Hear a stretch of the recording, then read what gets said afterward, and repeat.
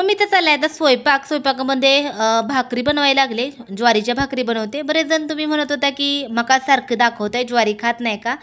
तर ज्वारीच रोज असते, मका उलट कधी तर असते. तर इथे बघू शकता, मग मी आता ज्वारीची भाकरी कशी बनवते ते सांगते आणि बाकी मग मी कसं ज्या काही भाज्या तव्यामध्ये बनवायच्या असतील, तर भाकरी झाले की लगेचच त्याच्यामध्ये फोडणी द्यायची. त्यामुळं तयारी पण अगोदरच करून ठेवते.